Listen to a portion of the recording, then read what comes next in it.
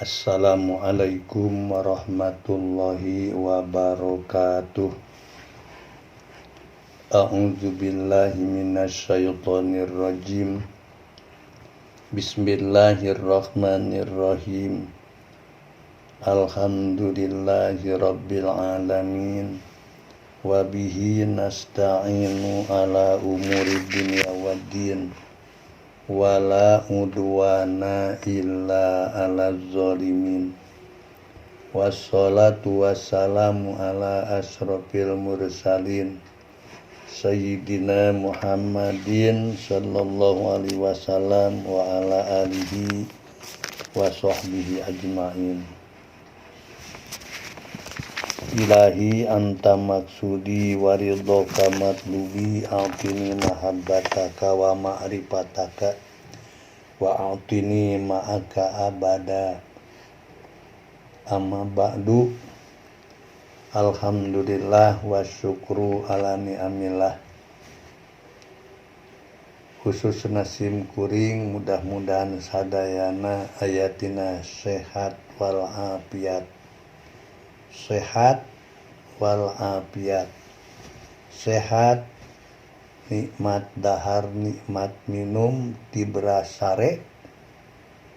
Afiat gampang hampang kana ngalaksanakeun ibadah ka Gusti Allah. Anu insyaallah tina dangetieun raskeun hancanu kamari nyarioskeun pembatalan salat ataupun nu mantak ngebatalkeun kana salat tapi neme kenging 3 tadi teh. Nu kaopatna wa nutqu biharfaini. Nu batak ngebatalkeun kana salat ngucapkeun 2 huruf. Lamun jalma keur salat ngucapkeun 2 huruf we. 2 huruf maka batal salatna. Au biharfin atawa sahuruf tapi mufhimin.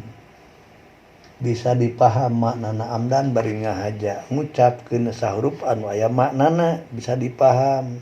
Eta ge sami batal kana salat. Nu sahuruf misal ngucapkeun qi. Qi teh pan artina ngaraksa anjeun. Qi.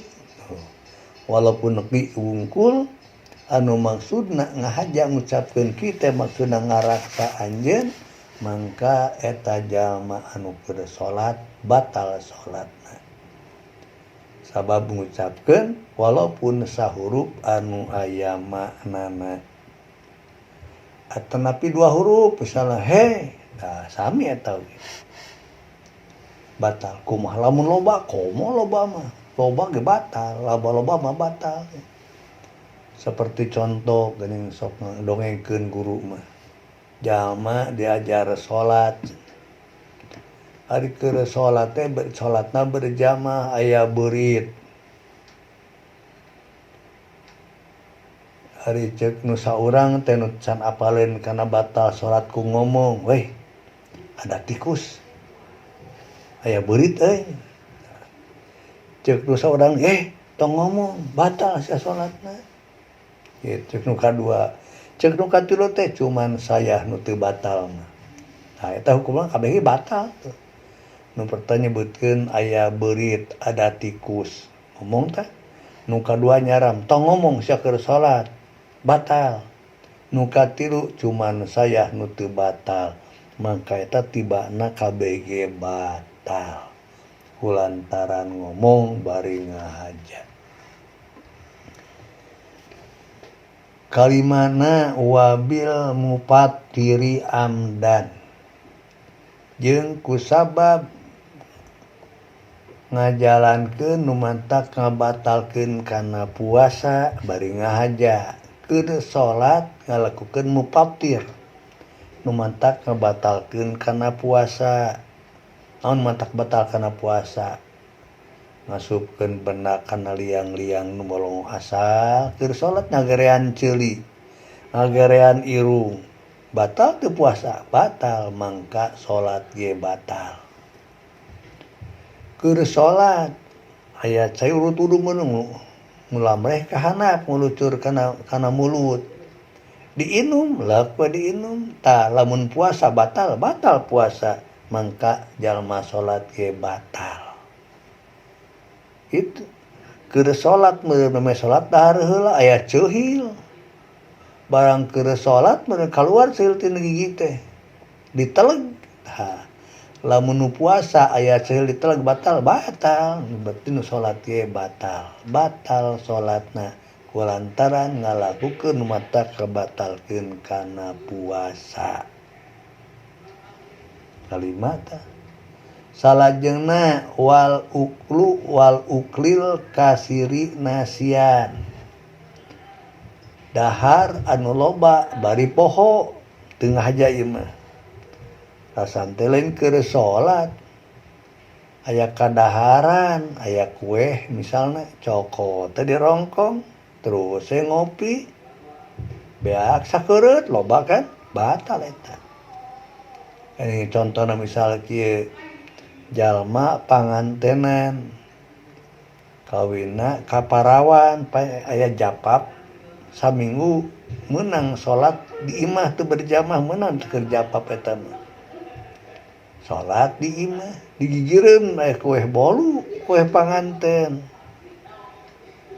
keur salat teh keur tahiyat misalna keur at-tahiyatul ngalamun mungkin nempok kue dirongkong dicokot ayo hidar beak sakereut tah beak sakereutna eta keur salat mangka hukumna salatna batal. Da poho aya laot tah walau nasian atau nasian bari poho mun poho sanajan poho ge kitu hukumna batal lamun loba beda jeung saeutik tengah haja gitu saeutik misalnya kieu aya ciduh ngalemereh kana bibir beubeuremna dilamot koleta diletak koleta kata diteleg ciduna lauk we saeutikan eta mah teu batal sekalipun lamun puasa mah batal puasana bila mana aya ciduh ngalemereh kana beubeuremna bibir kari-kari diletak diteleg hukumna batal sahukumna barang luar eta mah benten jeung di jero mulut mah henteu tapi geus ngalemereh kana beubeuremna bibir mah mangka mentak ngabatalkeun kana puasa mun puasa tapi salat mah lamun poho teu batal da eta mah salin.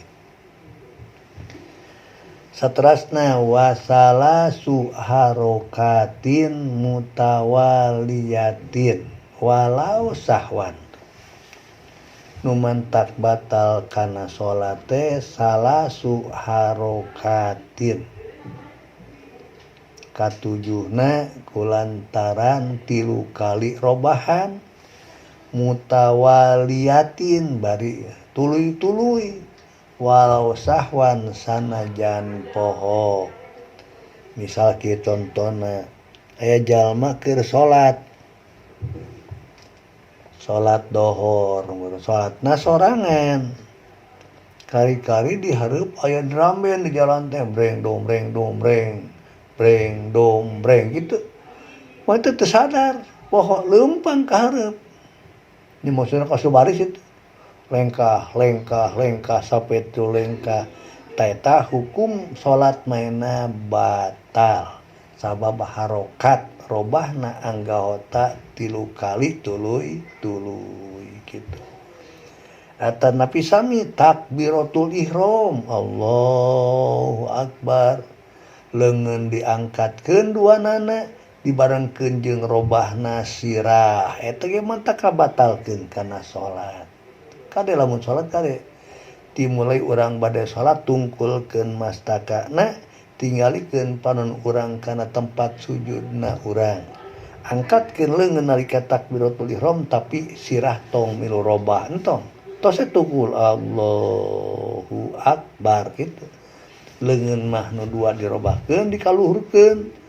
nya takbir teh terus simpen kana palabah mangga bade luhureun bujal mangga hanapeun bujal mangga aya manpul duana ge tiasa mangga tahu ngan kade sirahna entong bari robah sirah tose tungkulkeun angkatkeun panangan ka luhur simpen dina tempat hanapeun bujal atawa nepi luhureun bujal Allahu Akbar kitu nya mangga urang itibai ka guru cenah guru urang mah nyimpen hanapeun bujal sok simpen hanapeun bujal Allahu Akbar itu ngan kade mastaka sirah ulah milu robah mun milu robah mangka salatna jadi batal kurantaran aya gerakan 3 kali tuluy mana tiluna leungeun 2 sirah hiji walau bi'adhin muta'addidatin cenah